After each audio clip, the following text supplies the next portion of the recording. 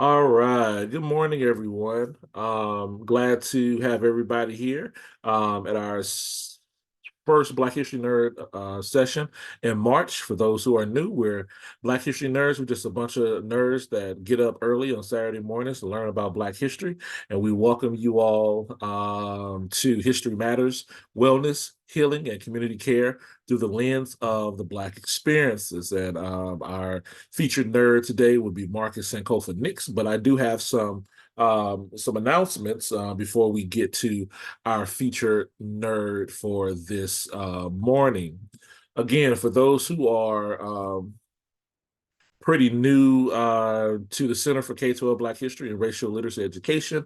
We welcome you. My name is LaGarrett King. I'm your HNIC, your head nerd in charge, and Center Director, Founding Director.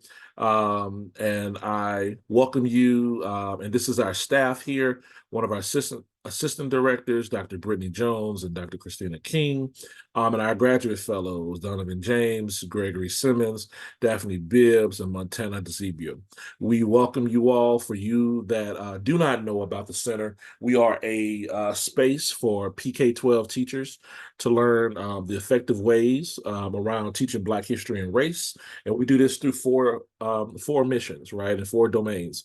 We do it through our research projects. We do it through our professional development, such as our Black History Nerd session, our networking series, and then, of course, our advocacy, right? We're not a political organization. We are an advocacy organization advocating for teachers and Black history education. Welcome.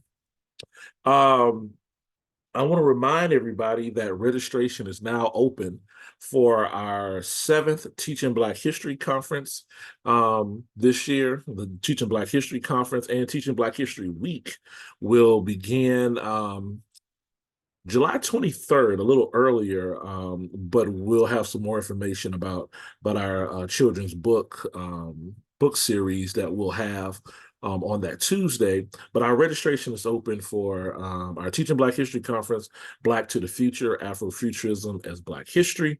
I'll show the QR code later on in the presentation, just in case you would like to go ahead and register or actually look through the website to see what we offer so far. So July 24th and through the 25th, we have our writing retreat, which is for scholars and writers who are looking for a space to collaborate and generate ideas, or simply a place just to leave home and have solitude to write. This is an intimate setting for our writers in the group who write about aspects of Black history research, Black history children's books, or just Black history articles for various different mediums. This is a great place to network with other writers, as well as an accountability place for your writing, right? So you'll see all of these. You'll see the writer retreat registration within the registration form. Also, July 24th through the 25th, we have our Social Studies Coordinators Retreat. This is for social studies and curriculum professionals and leaders looking to expand their knowledge on Black history curriculum and instruction to educators. Here, you will engage with like-minded professionals, learn from and with top leaders in social studies education, leave with practical approaches for urban, rural, and suburban schools. And then also, this is a safe space, right? For a lot of our educators, our social studies coordinators, understanding the nuances of professional development around Black history may not be a strong point for certain coordinators, and this is a place where we can ask all the questions with no judgment for you all. So you will see that as well when you register. And the granddaddy of them all is the Teaching Black History Conference, July 26th through the 28th. This is a place to learn innovative approaches concerning Black history education. Our proposal window just closed, and we have over 70 presentations that we will have at the Teaching Black History Conference. So you'll see this between 2.5 days. The first 2 days are fully face-to-face in Buffalo, New York, at the University of Buffalo South Campus. And then the third day, which is that Sunday, the 28th, is a virtual day where we have all our virtual presentations that are located during the conference. Um, for a price of $115. And of course, people who have gone to conferences understand that for a 2.5 day, 3 day conference, $115 is an excellent deal for the things that you get. You definitely receive all the recordings, both the face-to-face and virtual recordings of all the sessions. So there's some dynamic sessions, y'all. So it's pretty hard for us to figure out which sessions to go. You don't worry about it. You'll get the recordings at the end of the conference. And then, of course, again, this is a safe space for those who promote Black history within their schools and school districts and just need a place of like-minded people, as well as those who are not as educated, as others around the concepts of Black history. So as I'm telling you, we're looking for 300 to 400 educators to come to Buffalo, New York, and probably an additional 100 that's going to be online. I'm telling you, if you have not experienced the Black History Conference, I'm just not BSing you. This is one of the better conferences that you will attend in your professional lives. Okay. So for those who are interested, the QR code is here. You can, look through our website. If you want to go ahead and register, go ahead and register. Donovan, we have one more book club today for you. Yes, I am hosting an educator book club for the book Beyond February, which I don't actually know where it is. And today is our last session as we wrap up and talk about the ways that we can teach Black history outside of Black History Month in elementary classrooms. Yeah, so if you haven't received or haven't attended any of the book clubs, I mean, come today. I'm sure they'll catch you up. Make sure you purchase the book Beyond February. It may be on back order because everybody's been buying the book. So congratulations to Donovan for such a wonderful and impactful book that she wrote. Our next have you been recording the sessions, Donovan? Yes. Okay, great. So so if you're interested in any of the book club sessions, make sure that you email Donovan, and Greg will put her email in the chat there for you all. Um, what else? Oh, our next book club is probably going to be April 6th. We'll be going into Black Lives Matter at schools, all right, with our wonderful undergraduate student who will be facilitating Black Lives Matter School, Montana, with the help of Greg. And then, you may see one of the authors, Denisha Jones, as well, in that facilitating Black Lives That Matter School. So that will start April 6th after, spring breaks. I know people are going into spring breaks and such. Our next Black History Nerd session is next week with Gloria Boutte, Jarvis Jackson, Sadudia Collins, Anthony Broughton, and George Lee Johnson Jr. Pro-Blackness, diversifying curriculum in K-3 classrooms and beyond. They will preview their book that had just come out. I believe it's coming out next week, like officially. But if you pre-ordered, you should have your book there. They will unpack the concepts of pro-Blackness as it relates to education. They'll share key premises of pro-Black curriculum and pedagogies. And listeners are invited to think with them about ways pro-Blackness can be used to interrupt ethnocidal practices that threaten Black children's culture and their spirits. So please join us on next week. Sign up on our website for Pro-Blackness, diversifying curriculum in K-3 classrooms and beyond. All right, so here we go. You all didn't come here to, listen to me the whole time here. We welcome Mr. Marcus SANKOFA Hicks. who is an educator, historian, and healer activist. Marcus Sankofa Nix is an educator, a healer activist, and historian of African American history and culture. He regularly facilitates conversations surrounding the African American historical experiences, the topics of race, and its present day implications. He has served in the Howard County Public School System of Maryland for over 12 years, supporting countless students and staff members of all nationalities, backgrounds, and experiences. During his tenure in the public school system, he has primarily focused his efforts on supporting Black and African American students through a culturally relevant, trauma-informed approach. Since then, he has established History Heals Consulting, LLC, a business devoted to using African American history as a vehicle to aid schools, museums, and institutions in fostering healthy and inclusive environments. Met I met Marcus a few years ago, and I tell you, man, I'm very impressed with him. I consider him a friend, and he's an outstanding intellectual, one of the top leaders in Black history education. So, everybody, let's welcome Mr. Marcus Sankofa Nix. Greetings, greetings. Glad to be here. And I'm honored and humbled to be able to be part of this wonderful space full of Black history nerds. And I first and foremost want to extend a special thanks to you, beloved brother, Dr. King, for opening up this platform in this space so I could be able to share what it is that I've come across in my field. And I'm delighted to connect with everybody here on this wonderful, delightful Saturday. And so I have a PowerPoint. I'm going to go ahead and share that so we can get things rocking and rolling.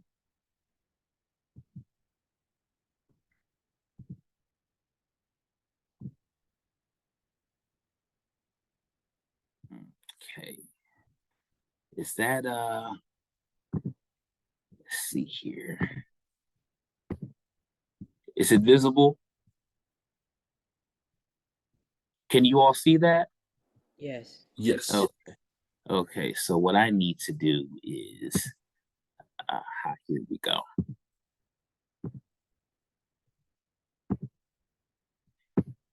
Perfect. All right, bear with me one moment.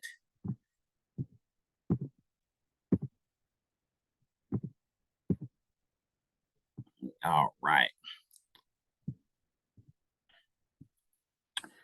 So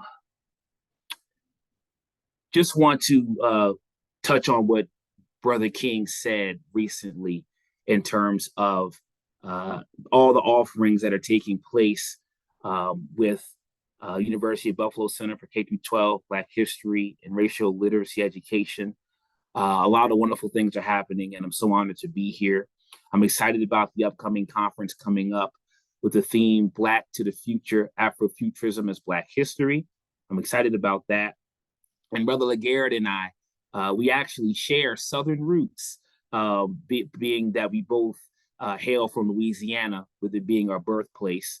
And so I today, as Dr. King already stated, bring you greetings from Maryland, the Chesapeake state, the state where, it's a border state historically, and it's known for seafood, amongst many other things. The state that was known to have the institution of enslavement, but also was the same state that was known to have active abolition activity and everything in between.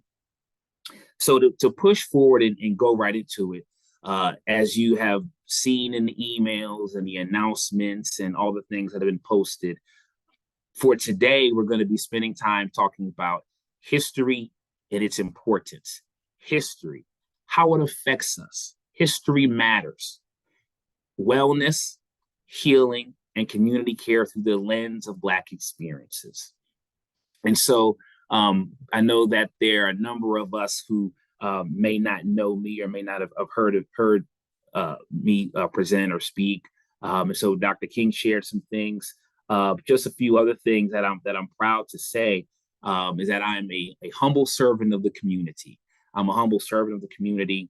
I'm proud to have been an educator. Also having spent time as a curator in African American museums. I'm also proud to have been involved in local grassroots organizing and healing work, supporting Black families and individuals from an African-centered perspective in the city of Baltimore, right outside of the suburb where I reside and where I live. And I'm a proud husband, I'm a proud father, and I'm a proud son. And so this is my contact information here. If anybody wants to thereafter follow up with me to collaborate, connect, or work together, my website is here. These are my social media handles. And definitely check out what's going on YouTube with our History Heals Talk series as well. Just a couple of things for us to be mindful of and cognizant of for today. Let us be present. Let us be focused and bring the totality of ourselves into this space. Let us do what we need to do to eliminate distractions and things that may further keep us and hinder us from being able to maximize on what it is that we'll discuss and what will be shared upon today. Let us be respectful. Perhaps there's some opinions or perspectives or that might not coincide with ours, but let's be respectful. And also remember to keep that mute on unless we get to the point where perhaps those y'all could offer up perspectives and thoughts. Be studious. So, this is a nerd session, Black History nerd session. So definitely, by all means, take your notes and jot down different things in the chat. I know there'll probably be, different tidbits that will be also shared as well too. Be willing to embrace discomfort. That is important. And when we talk about history, when we talk about growth in general, embracing discomfort is something that is important. So that way we can come out on the other side and be restored and be healed. No one said it would be easy. And just in this space, be unapologetically you. So this is a safe space. This is a brave space. And I have to put one of my favorite African proverbs in there. If you want to go fast, go alone. If you want to go far, go together. So first, I'd be remiss if I didn't give a special shout out to an ancestor who was very much a significant part of my course of study, one who is an inspiration, the historian, the educator, the author, the publisher, the institution builder, the father of Black history himself, Dr. Carter G. Woodson. With Dr. Carter G. Woodson, there's many things that I could say about him, but he ended up being the second to get his PhD 1912 from Harvard University, the first in 1895 being W.E.B. Du Bois. He was the first person of enslaved parentage to obtain a PhD in history at an institution. And what you see here on the right-hand side is his home that he purchased on July 18th, 1922. And so this is actually in Washington, D.C., which is about 30 minutes from where I live, right outside of Howard County, where I reside with my family. And so this actually has become a historic site. It's become a place where people could frequent and be able to take field trips and be able to learn about his legacy, where he did his publishing work, where he did his community organizing work, where he wrote essays and articles and produced a journal, Negro History, where the Association for the Study of Negro Life and History, which would eventually become the Association for the Study of African American Life and History, would take place in terms of meetings, and so many other things took place here. So definitely wanted to give him a shout out because it's individuals like Dr. Carter G. Woodson whose shoulders we stand on to this day. And so in 1950, until 1950, the time of his passing away and his transition, this was his home in the historic Shaw neighborhood district, which was a historically Black community and historically Black thriving community at that particular time. So just wanted to give Dr. Carter G. Woodson a shout out.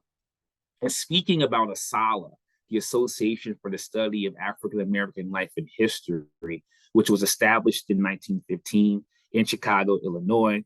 The institution, an organization that helped to push forward Negro History Week, 1926, and advocated for the month to take place along with college students. This past year, even though Black History Month of February has passed, of course, as many of us would attest to, 365, Black history is there for us to celebrate and bear witness to. So in the spirit of healing, in the spirit of wellness and in the spirit of empowerment and community care, and looking through the lens of Black experiences, looking through the monolithic lenses of the Black experiences, whether we're talking Caribbean or those directly from the continent or those who perhaps here on American soil, art has always been infused with culture. And it's always been infused and woven into the fabric of the lived experiences to bring about a renewed sense of pride, a sense of restoration. And this could be in the fields of visual arts, performing arts, literature, fashion, folklore, language, film, music, architecture, culinary arts, and many forms of cultural expression.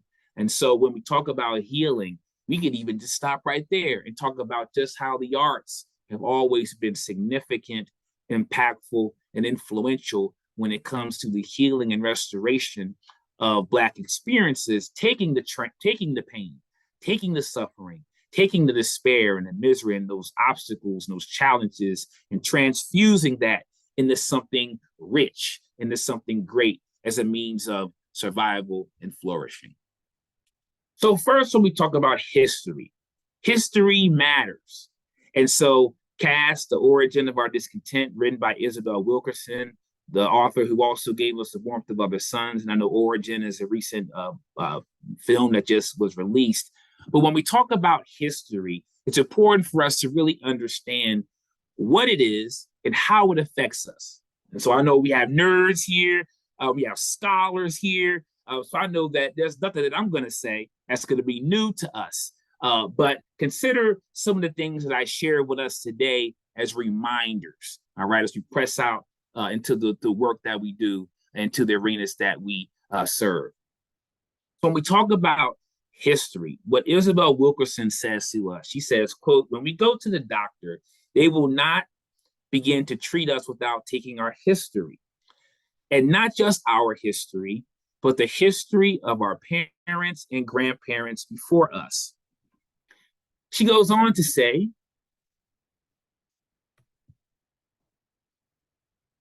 as we fill out the pages of our medical past, what our bodies have been exposed to and what they have survived, it does us no good to pretend that certain ailments have not beset us, to deny the full truths of what brought us to this moment. Few problems have ever been solved by ignoring them. So we have Isabel Wilkerson, who is basically telling us a lot of different things here. History is vital. History affects us all on some level to some degree. If I apply for a job, then I'm gonna usually 9 times out of 10 have to undergo a background check. If I was to get therapy, or if I was to see somebody to get support with my mind, I would have to typically usually do an intake form. If you go to the doctor, as she's saying, they want to know your history. So history is critical. History affects laws, policies, decisions that people made before we arrived here. History affects our belief system, our attitude, our worldview, and it shapes our perspective. Even Nadine Harris Burke, who speaks about ACEs and adverse childhood experiences, talks about abuse, whether physical or emotional or sexual or neglect or mental illness or incarceration, substance abuse, divorce, or so on and so forth. These circumstances affect health indicators. These circumstances affect health outcomes and health predictors. So even on a personal level, it affects public health. It affects us physiologically. And that's what I really want to harp on and press upon us today is when we talk about this history, yeah, we know history is very polarizing. We know history is very contentious. History, as we engage with it, this hard history to grapple with, it has a lot of weight that it carries in this society. And so today I wanted to really press upon us how this really affects us on a physiological level. So furthermore, We also bring into the conversation Dr. John Henry Clark, another beloved ancestor, who says history is a clock that people use to tell their political and cultural time of day. It is also a compass that people use to find themselves on the map of human geography. So what we can surmise from what he's telling us is that it gives us social political context. It gives us a reference point. So when a group of people have been told things about their origin story that have been deficit based and have been dismal, gloom and doom, that affects how they show up in the world. It affects how they see themselves. So when I was teaching high school and when I had my African American studies course, a lot of students who were sharp, who were intelligent, who were curious, they were hesitant. They were a little bit afraid. They were nervous. They were anxious. They were scared even to take the course because they thought their point of reference was going to be that of slavery. Their point of reference was whips and chains and rape and violence and brutality. And even though that's a part of the story, that's not a part of the broader overall story. So as Dr. King often talks about, in order to bring the nuance and the complexity to how we even critically examine history, we have to talk about agency. We have to talk about resistance. We have to talk about emotionality, identities, historical contention, all of these types of things, power, oppression. We have to talk about these things. And so John Henry Clark is telling us that how we view the past is predicated on how we view the present. If our lens is distorted in the past, it's going to impact how we view the present and then forward what we're going to do in the future. So in a society that's often predicated on the futuristic endeavors, and it often shuns the past, what I would argue is, yes, it's cool to think about the future, but let us also address the unresolved things that we need to get right. Or as the concept SANKOFA suggests, as we look to the future, let us also never forget where we come from. Let us go back and reclaim what we need to get. Let us go back and fetch it. Let us go back and gain what we've been stripped of. And then we have Marcus Garvey, Black nationalist, known for doing many things, Jamaican, Universal Negro Improvement Association, Black Star Line. We can think of Pan-Africanism. We can think of a lot of different things that might be connected to his legacy. But he says, a people without knowledge of their past history, origin, and culture is like a tree without roots. So we still see being disconnected from the root. And once again, I know I'm preaching to the choir, y'all, but these are just some reminders and some things that we can keep at the forefront of our mind to enable us to continue to fight, to enable us to continue to do what we have to do. So when we see being cut off at the root, book bans cut off from the root, CRT battles cut off from the root, the denial of African American history and culture content in terms of having it being intertwined into courses and content and curriculums. And we see that if we look into the past, what we see in present day is not new. So even in 1740, before the Declaration of Independence was signed in South Carolina, there were already anti-literacy laws on the books. So once again, being disconnected from the root, and with these anti-literacy laws that forbade those who have African descent from being able to read pamphlets or read any form of literature or spellers or what have you, that opened up the avenue for the oral tradition to even accelerate even more, or being able to find other means of communicating, whether it was singing or body language techniques or different ways of communication, even though the means of connecting to the root and policing the circulation of ideas was still at work. So parallel institutions then, as Carter G. Woodson established, as Marcus Garvey established, was relevant then, and parallel institutions are also still relevant now today. And when we talk about parallel institutions, we could be talking about community spaces, museums.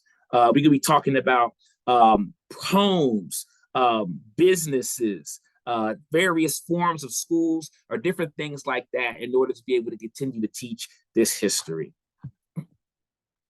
When we talk about historical trauma and dehumanization, what does it mean to be human? What does it mean to be human? And so when we ask that question, as we talk about looking at history through the lens of Black experiences, well, we can look at the Dred Scott decision that said, 1857, there are no rights of a Black person that are bound to be respected. We can look at 3/5 of a person, where we see that Black folks are not considered a full human being. James Baldwin, who many of us know and love, says history is not the past, it's the present. We carry our history with us. So when we talk about history, we're talking about discrimination, marginalization from the trades and the Ma'afa and the disaster and the Middle Passage that brought those and uprooted those against their will here, plantation enslavement and violence, sharecropping, peonage, conflict leasing, segregation, Jim Crow, the civil rights struggle. We're talking about voter suppression. We're talking about microaggressions that we still deal with in our workplaces, hate crimes and injustices, and all of the things that have happened. So once again, we're not claiming sole victimization. However, in order to understand where we must go, we have to understand where we come from. And even though there's resilience and there's always been fighting, there's always been pushback each step of the way, it has also taken a physiological toll. When we talk about this physiological toll, racial battle fatigue is real. The invisible tax is real. When we talk about dehumanization, one of the things that we can think about is cognitive dissonance. And what I have here as a historian, I oftentimes carry some of my documents with me, even for talking points. Here in Maryland, where I'm from, John Eager Howard is actually what my county, Howard County, is named after. And so in this primary source document from the Maryland Center of History and Culture, this former enslaver actually is giving his wife Martha a rose or a flower or a plant, or giving her something to romance her, to show his affection and love and care for her. But what happened to that same energy, y'all, whenever we talk about those who was on the plantation, when we talk about those who were in the fields, or those who were servants who couldn't, who were not able to speak, or those who had to be invisible, and those who were denied basic human rights and those pushed on the margins. So in order for that to happen, to emote, to care for your wife, as John Eager Howard did, in order to care for your children, as John Eager Howard did, and in order to care for your loved ones, as John Eager Howard did, then what you have to do is you have to dehumanize those who are considered chattel, those who are your property, to justify the mistreatment, the abuse, the inhumane treatment that you give them. And so what I would suggest and argue is that the cognitive dissonance is real. And see, this is the uncomfortable part of when we talk about hard history. This is the uncomfortable part of when we talk about history. So once again, what happens yesterday affects us today, and it informs tomorrow. When we talk about trauma, we're talking about these narratives, the power of narrative and story that has been passed down from generation to generation to generation, and it's not that long ago. When I was working in a local museum of African American history in my area, a gentleman that I knew well, who was an elder, he was in his late 70s. He told me that there was an individual when he was younger who was in his family, who was a couple generations removed, who could remember the Civil War. So I'll let that sit with us.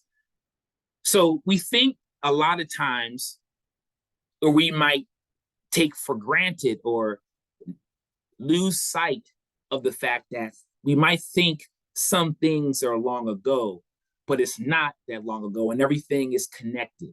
And so when we talk about the effects of the body, life expectancy rates, when we talk about different elements and how the body stores the trauma, the tension, and all of those things, it happens on a physiological level. And there's a book, as some of us probably have heard of, called The Body Keeps the Score, that talks about just that. It talks about when we go through things as on a personal level, on a familial level, on a community, on a societal level, this trauma and these things get stored in the body. So this is very real. And what happens in the mind affects the body because everything is connected. So once again, we're talking about, you know, being cognizant. I have family members, for example, who they're from the South and they moved to different places, north or west, or they moved in their time. And so when they drive back into the South, and they get on those country dirt roads, they start having flashbacks. They start to their heart starts beating fast, or talking to certain Black individuals, and when they see a police car that's on the side of the street, their heart starts beating faster. These are just a couple of examples. But once again, what we experience and what we deal with has a psychosocial, physiological effect on us. When we talk about just how deep this thing goes, the American Heart Association did some research a few years ago that drew a link and a correlation to the institution of enslavement, primarily in the southern, in the south, in the southern portion of the United States, and they were able to basically, in connecting 2018 to 1860, right on the brink of the Civil War, going into the South, looking at the areas that were most deeply concentrated with enslaved individuals, they were able to draw a link and a connection to more contemporary times. And what they were able to surmise from the study was that Blacks are 3 times more susceptible to stroke in the lower South, the Bible Belt, Sun Belt. And they mentioned epigenetics. They mentioned poor healthcare access and undertreatment and mistreatment and misdiagnosis. So, and medical facilities not being available as well, or the notion of you don't need medication because you don't feel pain, or misdiagnosis. So once again, we see moving forward how this history still shows its ugly face today. And there's a lot of different reads and different books here. Some of them: Medical Apartheid by Harriet Washington, Under the Skin by Linda Villarosa, and a host of many other books also help us to be able to understand what this means. Furthermore, Dr. David Williams tells us that day-to-day discrimination makes Black people more susceptible and vulnerable to hypertension, kidney disease, heart disease, cancer, obesity, and diabetes. So once again, the day-to-day discrimination, the microaggressions, the subtle slights, not being supported with your employer, that difficult boss, or all these types of things that we're dealing with, definitely add to the erosion and the wear and tear that takes a toll over time. Dr. Williams also says Black people experience health challenges at earlier ages. So not only are these elements coming, but they're coming at earlier ages, resulting in what some would say accelerated premature aging or weathering. He then goes on to say at age 50, the body of a Black person is 7 to 10 years physiologically older than whites, based on the condition of their organs, body function due to psychosocial stressors, economic stressors, and racial discrimination. But what I would also say is that when we talk about racism, when we talk about discrimination, when we talk about the isms, Black folks not the only ones that have been impacted by this. Even looking at the replacement theory, and even dating all the way back to the threat of Black folks being emancipated and being able to now move out to get land, now being married, now going into politics and establishing even more schools, because don't get it twisted, there was already schools that were established. White folks with the backlash, white folks with anxiety, white folks being extra scared, being extra tense, trembling. So once again, we're talking about the impact of not only how inequities and historic challenges have impacted Black folk, but we're not disconnected or in a vacuum from each other. So when we talk about Black folk, we also know that Black folk are in a society contextually that also involves other people. And a good book that I also would suggest is a book called The Sum of Us: What Racism Costs Everyone, and How We Can Prosper Together, which is written by Heather McGhee. And one of the examples that she mentions is a story where even during segregation, when a Black person got into a pool, there was this scenario where all the whites got out of the pool, and then as a result, the pool got shut down. So no Black folks could get in, or no white folks could get in. So nevertheless, we continue to be plagued by what happens before us. And then mental health. So when we talk about how this stuff shows up and how this stuff affects us, how we perform activities, maintain personal and family relationships, the stories that we're told, that we're given, how we adapt to situations, and how we handle adversity. So all of these things are connected to our well-being. All of these things are connected to our sense of wellness, whether spiritual, emotional, intellectual, financial, so on and so forth. And then when we talk about how this stuff shows up in us on a personal level or on a collective group level, a couple of books that have really been impactful and helpful for me to help really make sense and understand of how we're linked and connected to what we go through in times of in earlier times, is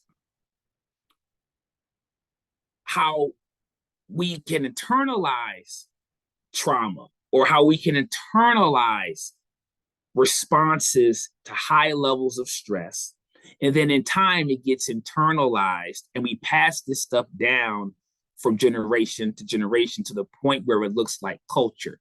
So when we think about our personalities and we think about our quirks and our tendencies and the way we do things, why do we do the things we do? Where did this come from? And so working with different populations, working with students and different groups of people, and even working through some of my own stuff, these are some of the ways and some of the examples that we carry this stuff with us in terms of the defeating self-talk and the intrusive thoughts, a foreshortened sense of future. I had, some young men that I've worked with before who didn't even see themselves living past graduation because those around them had basically gotten killed, and they saw a future that was very gloomy. Perfectionism, trying to be perfect, lack of boundaries, lack of sleep, heightened anxiety, irritability, lack of trust due to abandonment or loss or people not being there. So the list goes on and on and on, as you see. And so when we look at PTSD, post-traumatic slave syndrome, as Dr. Joy DeGruy speaks about, these are some of the ways that this stuff still shows up and how we still carry this. But the good news is that there are traditions and things that we can tap into that have enabled us to be able to persevere and push through, and they still can be effective for us today. And when we talk about how we can be able to heal through the lens of history, there's basically 5 C's, so to speak, that I would suggest for us that can give us a glimpse into the past, that can inform us on what we can do in present day, that those before us have utilized to manage and deal with some of the challenges and difficulties of the past. Critical wellness strategies, cultural immersion, counter narratives, cultural and historic preservation, and connecting with your roots. And nobody said it'd be easy. So smooth winds don't make skillful sailors. But I would say we have to be up for the challenge. So when we talk about wellness strategies and what we have to do, and I know some of this stuff might seem cliche, get rest, exercise, movement, healthy boundaries, stretch, drink water, connect with nature, go outside, get some of that sun. I know some of us say, well, I got melanin, I'm good. Well, look, get some more sunlight, okay?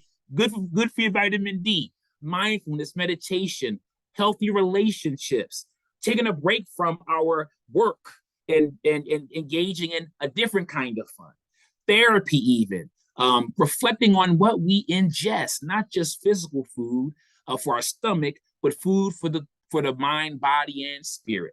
Having outlets of expression, art, unplugging, so on and so forth. So metabolizing what we have went through is huge. Metabolizing and working through this stuff. And these are the ways that we can be about that self-care to take care of ourselves so we can be around long term, establishing sustainable, healthy habits. The next thing that I would suggest is cultural immersion. When we look into the past, the tradition of oral history and talking to those who have gone before us, who are still here with us, living history folk, to be able to give us their accounts to guide us today is huge. And so one of the things that I spend a lot of time doing with my young people, with my students, is helping them connect with older people, helping them connect with people who have gone before them and putting themselves in their shoes, having empathy and being able to embrace those that have come before us, immersing yourself in cultural traditions, holidays. There's some students that I've taken with me to Kwanzaa celebrations, Juneteenth. So there's ways that we can be able to immerse ourselves and expose ourselves where we might be the minority or we might be the person that is new, but yet let that be a humbling experience for us so we can be able to still grow and learn. But what I would suggest us not do is, just like in the past, when the Freedmen's Bureau sent missionary folk to come and aid Black folks after emancipation, or when in the summer of '64 with the Freedom campaign and voting activity, making sure that we're not trying to overtake, but making sure that we humble ourselves to still be able to learn. Counter narratives.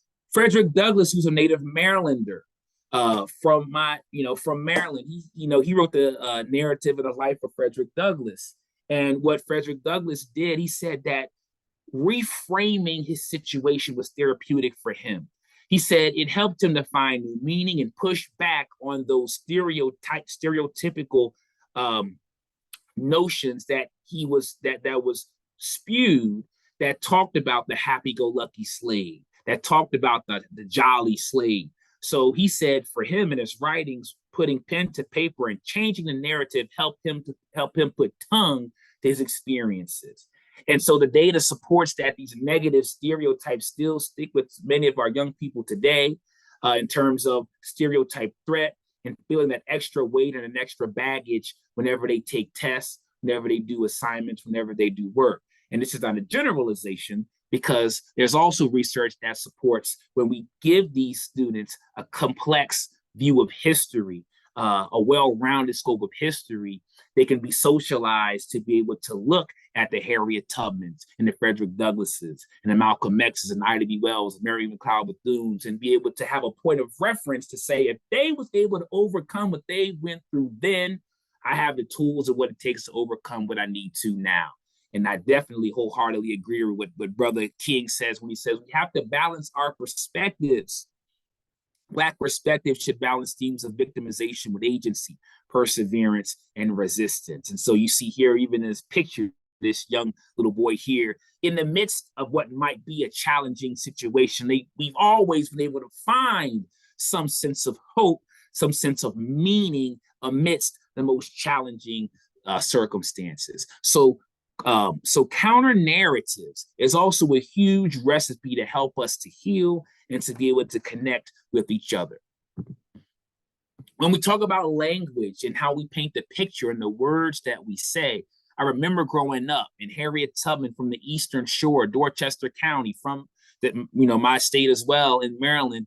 I used to be told when I was introduced to Harriet Tubman and taught about her that this was what it was. She was a slave, a servant. She was scared, poor, mistreated.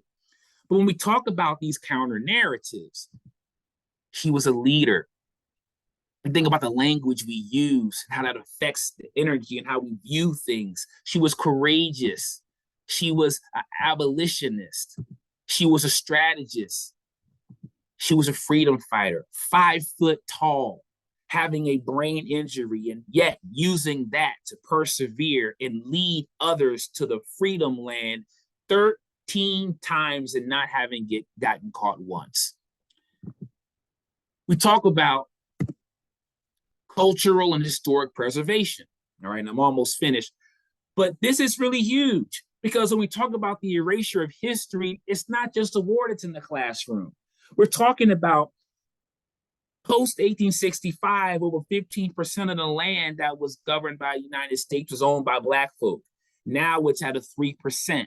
So we're talking about eminent domain, and we're talking about developers moving in on Black cemeteries, Black historic spaces, churches, Black enclaves, Black settlements, and Black communities, and this history being lost.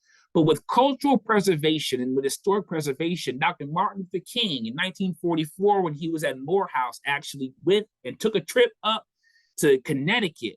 And he actually was involved in a preservation project where he restored a smokehouse, and that helped him get more cultivation in terms of his community engagement and community development.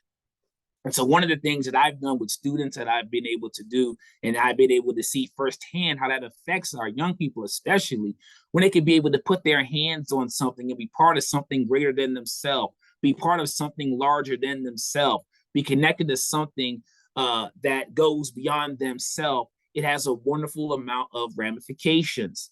And so there was a museum that was local in the area, and it had shut down and it had closed its doors due to a flood. And so we went over there and we renovated the place. We set up exhibits, set up a gallery for those coming in. And that cultural preservation and historic preservation was really impactful for a lot of those students. And it's these types of efforts that we can get involved in our own area. So I'm sure wherever we are from in this space today, where we are, there's probably some historic Black settlements and Black sites and different places that we can perhaps pitch in to support the effort to restore, to keep that memory alive and well. And then connecting with our roots. When the pandemic COVID-19 hit, genealogy soared, people was hopping on Ancestry, and people were doing all types of things to try to figure out what their roots are. So I also did the same thing to begin to understand and peel back the layers of who my people were. Where did I come from? What are my roots? And so when we understand who we are and embrace who we are, that helps us to then be able to connect with other people. So when we talk furthermore about healing through historical memory, we could think of different ways that we can be able to keep the memory of individuals alive. Grief is a huge thing that many of us, I'm sure, are dealing with, but there are a number of ways we can still reinvoke meaning into our life by remembering them in a number of ways. There's a theory called post-traumatic growth, and the research of post-traumatic growth, PTG, suggests that what enables us to push through the trauma and the challenging situations that we go through is how we make meaning of the situation. So whether we create an altar or establish new traditions or create a scrapbook, photo album, visit grave sites, or start a business or do whatever we have to do, we can be able to use preservation and preserve memory even on personal levels that can help us heal. So I just have this clip here. How much time do we have, Brother Garrett? Are we almost at the end? I want to make sure I don't go over. Are we doing okay? We're a little past Okay. time, but we can run the video and still have a few minutes for Q&A. Okay. So I'll keep this video brief, and then afterwards we'll have a few minutes for Q&A. Thank you, brother.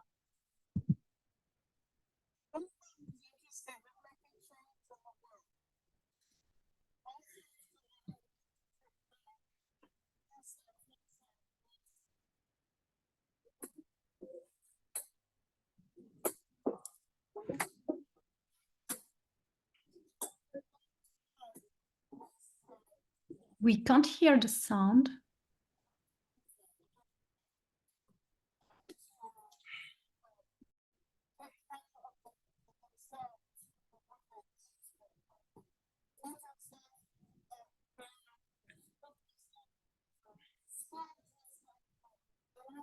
Yeah, I think the sound is not 100%.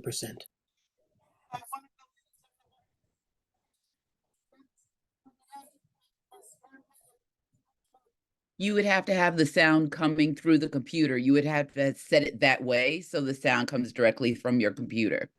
Okay.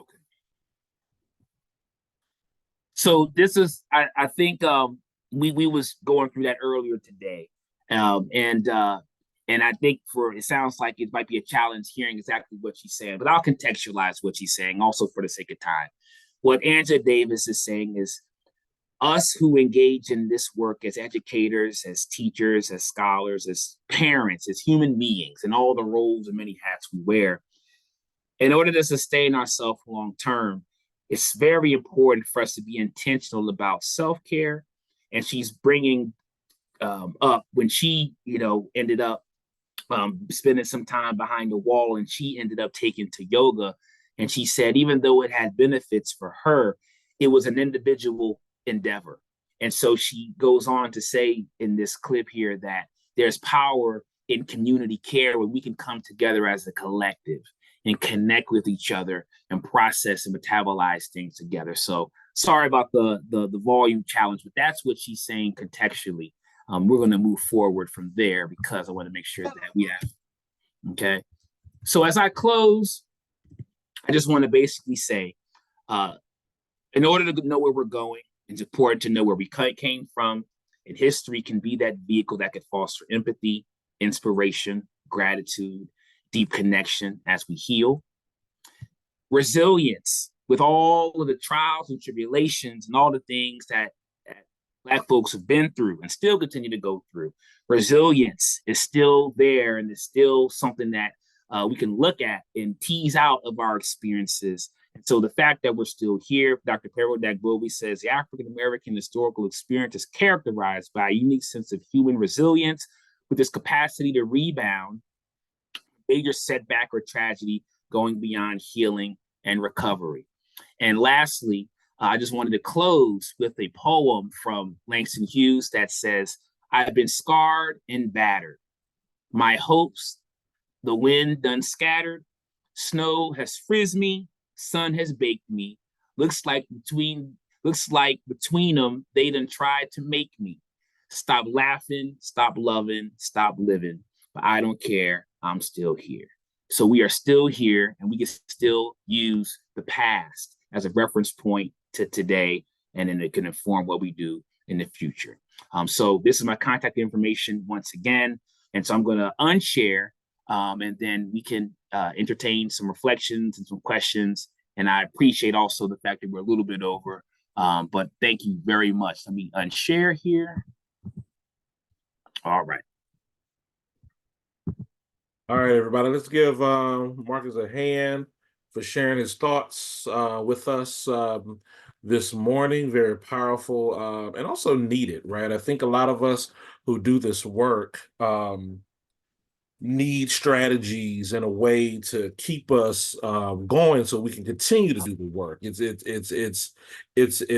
It's hard already. The old historians used to say, writing with tears, right? Because we learn all these things within Black history, and sometimes that's trauma filled, right?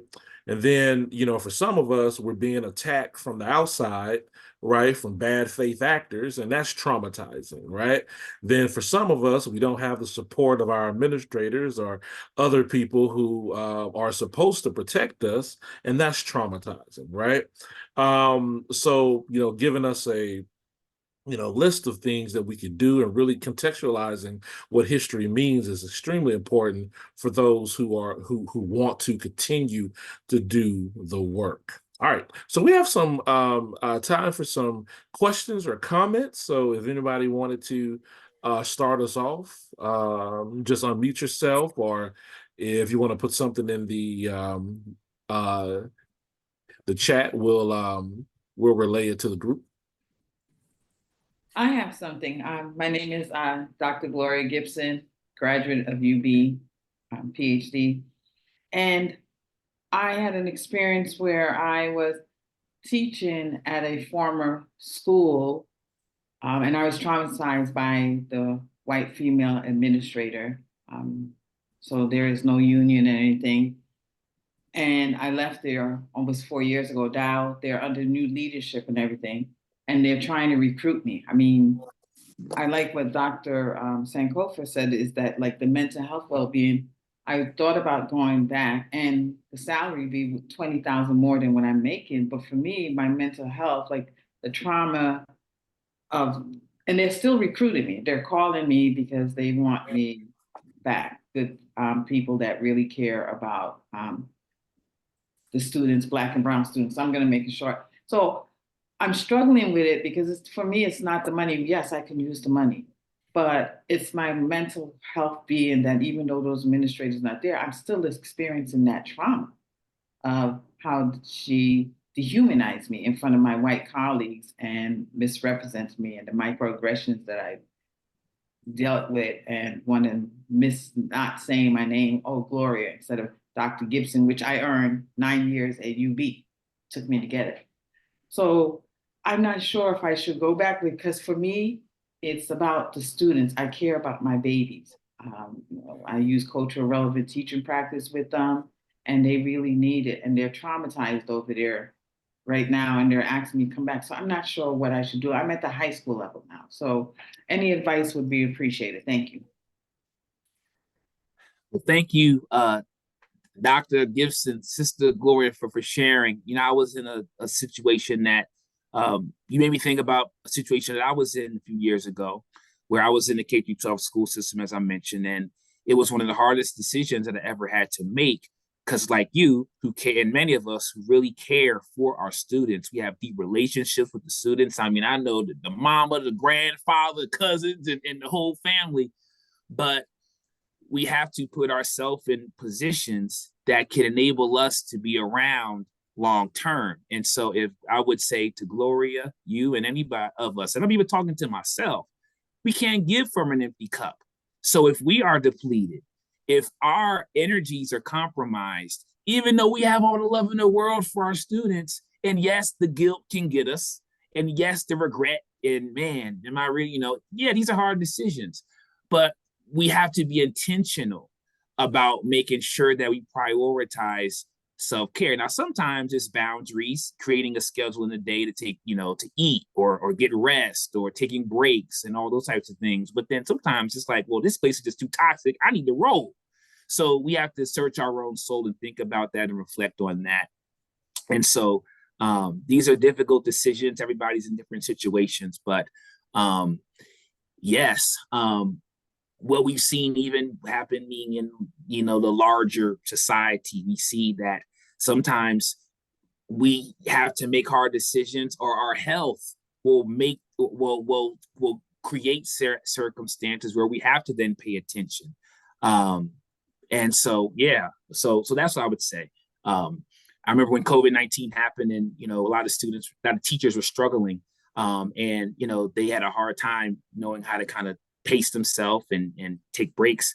Some of them ended up being on medication, and some of them had heightened anxiety, and some of them were really going through, they came back with more physiological issues than they had. So that's what I would say to for as far as what you're saying. But thank you for that question, that reflection there. If I could add too, particularly with, because let's not forget the money aspect of it. That's like $2,000 a month, right? So, and that's some real stuff right there. I think Right. what Marcus and myself also did to kind of scratch that itch for your kids, for the people that you love. You can definitely start, a side hustle or a nonprofit that deals with those things that you really enjoy doing, and because you really enjoy doing it, it's not going to be a chore, right? So those are a few strategies, and I think somebody in the chat also had a suggestion. Donovan, Daphne, can y'all read that about a life coach or something like that? Absolutely. So Jamila said, I experienced the same thing, Gloria. I got a life coach um, and therapy to work with me to heal. Tamanika, and please, I hope I'm pronouncing her names correctly. A wise sister once shared with me, there is no price range on peace of mind. Wishing you the best, Dr. Gibson, on doing what is best for you and being what may be best for your babies. Thank you for your service. Salute. Powerful words there. Anyone else? Any other questions or comments, or even answering questions there or asking questions? Yes, hi, Yes. Jorge. So I'm in the mental health counseling master degree at UB. And thank you, Dr. Gibson, for sharing that. I was thinking when you said there are no unions, we hear a lot about diversity, equity, and inclusion circles or people in schools, in corporations. Would there be any possibility also to talk about that in these safe spaces? Because your experience also make me think of course, racism, feminism, and how we can also, because there might have been also some feminist thing, even between females sometimes, and how also we can move forward to defend our rights as human rights, and because yes, like you said, you worked for it, you are a doctor, you made many years of sacrifice in your studies, and you deserve the same position as everybody else. So sometimes I heard also something about restorative justice, and yeah, searching in those areas also. Thank you. Thank you.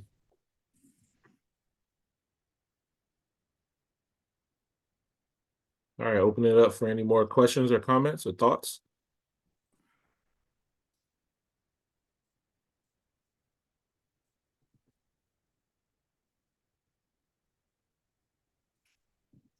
All right, seems like we have a comment in the chat.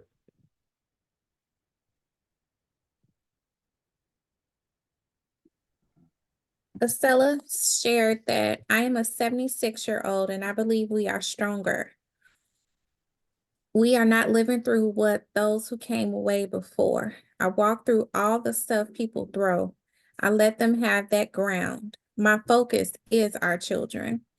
And Andrea said, Dr. Gibson, is the situation such that there can be redemption and healing in that old situation, or has the foundational framework remained the same so that you will simply be re-injured again? So all these are things to think about. From what I understand, to Andrea, they have a new CEO, and he said what the former administrator that did was criminal. They could have bring criminal acts. I mean, it got to the point where I was totally going to quit education. I had to walk away, and I was like, I'm no longer going to teach. It was so mentally and emotionally toxicity, being a Black female. And it was around when the George Floyd, like I tried to put my head in the sand and ignore George Floyd. Because I thought, oh, okay, just another Black man being killed. But, previous to that, there were so many, remember that summer where so many, like 10, 15 Black men were killed within the summer. And I stuffed it all down, just stuffed it down. And I was like, it is modern day lynching. That's what I call it. It's modern day lynching of Black men and even Black women and stuff. And then I have an administrator, and I always advocate for my students, just dehumanize me in front of staff, and I would ask a question and she would just be sarcastic and cut me down. But then another teacher would say, oh, well, I would like to do a follow-up of Dr. G said. And she was so kind to them. But for me, it was just, oh my, and so to answer that question, there is new CEO, they're recruiting me heavily. I mean, I signed a contract and then I resigned the contract because I said, I just felt like I couldn't go back, and other people who left have come back and they're like trying to get me back and say, he's totally different. The situation is different there. They need you. The students are traumatized because I work like culture relevant teacher trackers, get to know the students, the parents, and I really care about that. But they know when Dr. G is teaching, there's no ifs, ands, or buts about it. I got to get you educated. I can't school you. There's a difference. Like Dr. Shuja wrote in a book on the difference between education and schooling. I can't school our Black students. You know, I don't want them to go to schools, be the pipeline to the jail system. I have to educate our students and give them hope and let them know. So to go, I'm thinking about it, but I haven't made the decision because it's just like when I think about it, it's all those feelings come back. But then should I let that stop me from those students who need me? Yeah. And that's a dilemma for a lot of Black teachers around the country, particularly, with their Black students, right? Interracial schools, et cetera, et cetera. What's going on? Because sometimes Black teachers believe that they are the conduit for their Black students, right? Because their Black students are suffering as well, right? So there's a few more comments, and then just for the sake of respecting people's time, we're going to have to definitely log off. But Dr. G, we have Marcus, who you definitely can contact, and you have the center that you can contact for any further aspects. But there are some wonderful comments and suggestions in the chat. Do we have any more, Daphne? Yes, we do have a few more. Troy says, Dr. Gibson, what can you do to heal yourself and be and give back? Basically, put on your oxygen mask first. Trust what you are feeling. The body keeps score. Romana says maybe she was threatened by what you are offering your students. And then Dory shared a article in the chat. And Estella says, then do what Harriet would do. Okay. All right. And there was just going back, because I think there was also a couple of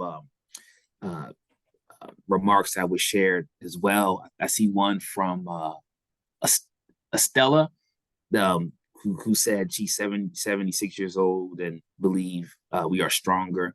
We are not living through what those who came way before. I walk through all stuff people throw. Let them have that ground. I focus our children. And when I read that, what it made me think about was just once again the value and the importance of these stories. So 76, that's a lot of wisdom, and so a lot of our young people, they don't have their historical recollection is so short term. It's so short. They don't and so some of these, the entitlement and some of the things, the quality of life and some of the advantages that they have, they oftentimes take it for granted. And so I think it's so important to share those stories, and to be able to speak with strength, those things, so our students can understand, like, yeah, what they did, we have this in us too, as a source of inspiration. So I just wanted to share that as well. So I know Buffalo Public Schools do a thing, particularly if you're thinking about going back, or anybody who is having a similar experience. Buffalo Public Schools will do things called racial healing circles. I don't know if anybody has a quick article they can throw in the chat real quick for people, but maybe there should be some suggestions at that school for racial healing circles, because if you experience it, I'm pretty sure other people on the faculty experience those things, and for that to be a healthy educational and learning experience for both the students and the teachers. As Marcus mentioned, we have to let this out. Revealing is healing, right? And for a lot of people in those positions, I don't think they realize the magnitude of those decisions by just letting that person go, or saying something could be, criminal, right? They don't realize the lingering effects that it has for people of color. So racial healing circles, I think definitely should be something that you probably should ask before you accept anything. Hey, once a month, or after teacher faculty meetings or whatever the case may be, let's set up these racial healing circles for us to really get this stuff out so we can be a better educational community overall. So good people. Thank you for taking time out of your Saturday morning, nerds. We'll see y'all next week for pro-blackness and K-3 childhood education. For that, once again, let's thank Marcus for sharing his experiences. All right. Very formal brother. We'll say he's the first brother to wear a suit for Black History Nerds. We are very informal in this piece, right? So hoodies for us and t-shirts and stuff. But thank you again, brother. And thank you all for joining us. And we'll see you next week. And hopefully you all will come to the Teaching Black History Conference and all our events. See you later. Take care, everybody. Thank you so much.